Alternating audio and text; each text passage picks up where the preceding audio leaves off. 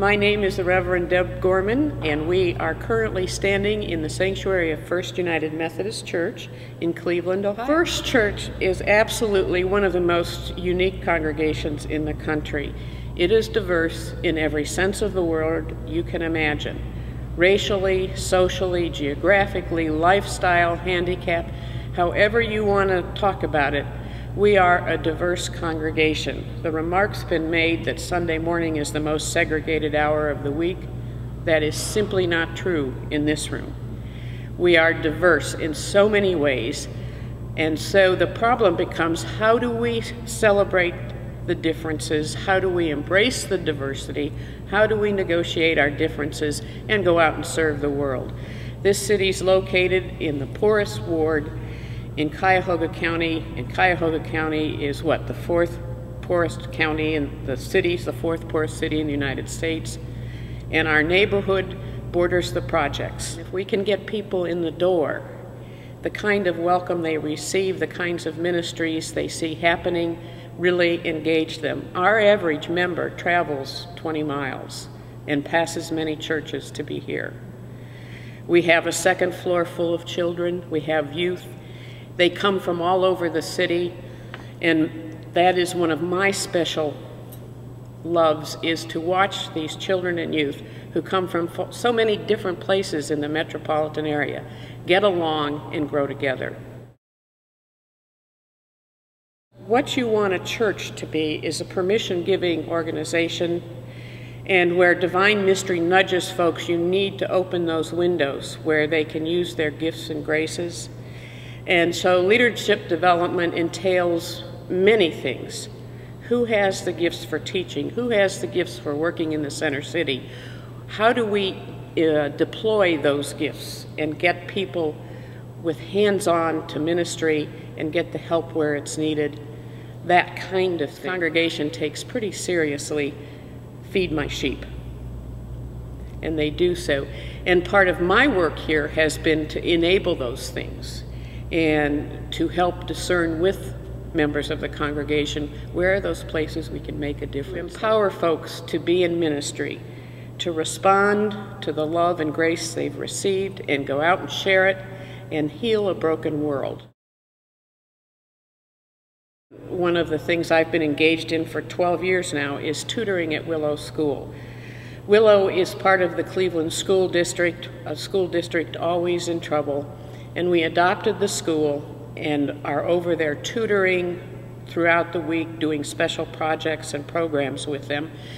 Out of that came the Freedom School experience. I don't know if you're familiar with Freedom Schools.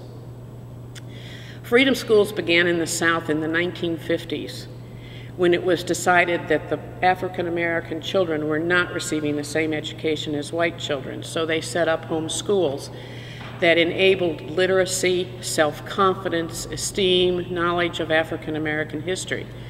And it is now under the rubric of the Children's Defense Fund. And they are the ones that sponsor Freedom Schools, and you have to go through a procedure to gain approval, and you have to get funding. So we've had Freedom School here at First Church during the summer for the last 3 years, and we invite the children from Willow to participate. And it's been a wonderful, wonderful program, because here are these inner city kids who are here from 8:30 to 3:30 when otherwise they might be on the street, and they're engaged in activities and literacy richness programs, field trips, all of these things. I tutor weekly at Willow, and one of my little guys I was tutoring, I could not be there one week. I'd gotten the flu. And he had a meltdown, according to his teacher, which struck me. I only seen the little guy once a week for an hour, and I realized then, it doesn't matter how much you accomplish with the child, what you bring is hope. And that is as true for any other tutor as it was for me, that was a defining moment. You are there every week, and you work with those kids and love them no matter what. The United Methodist Church, in its discipline, which is the Book of Administration, has said homosexuality is incompatible with Christian teachings. There are many of us in this congregation who feel that that is exclusive, and that is not what we're about. We are inclusive. And I started an effort that took 3 years wherein we worked through the process of dialoguing about homosexuality. And the challenge is always to keep it a dialogue, not a debate. Let's hear each other's stories. At the end of that process, we decided to take a vote as to whether we would become a reconciling congregation. And in United Methodist parlance, that means, are we saying we are open to everyone, no matter what the lifestyle, the economic station, the race, etc. And this congregation voted overwhelmingly to become a reconciling ministry congregation. When we were first married, my husband and I were stationed in Florida. He was an officer in the Coast Guard, and he was reassigned to Cleveland. We ended up living on the street wherein my home church was located, and we had babies. And this is a time when young parents invariably return to church, which we did. And as always, they needed church school teachers, and I thought, oh, it would be wonderful to work in the nursery. I know how to do that. But the need was for older elementary teachers. So I got thrown into the maelstrom of older elementaries and raging hormones.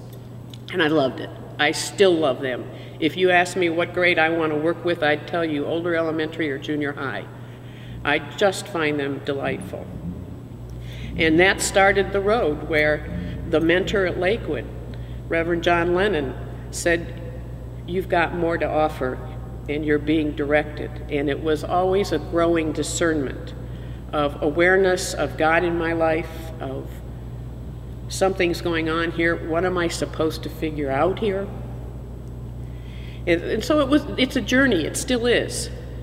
I mean, one of the women theologians said, the journey is home. And I think that's true. I value the choices I've made. For some reason, God kept me on a path that I needed to be on. I've gained far more than I've given. You always do in a journey like this. You meet so many people, and there is so much wisdom out there, and there are the hidden saints, people doing amazing things that no one ever knows about. And it's a privilege to be part of those lives and to have those lives shared with you. So I've been enriched far beyond what I can express. There is so much brokenness just within 2 or 3 blocks of this building that remains to be dealt with. How do we do that in strategically smart ways together? And it may be taking one baby step at a time. I know things need to be dealt with systemically, but the needs are now. And I would hope that that momentum continues that we've developed over the 15 years. Frederick Buechner is one of my favorite authors. And he wrote that vocation is this. It's where the world's deepest need and your greatest joy meet. And I think in terms of determining what path you want to go on, that is a wonderful place to start, where the world's greatest need and your deepest joy meet.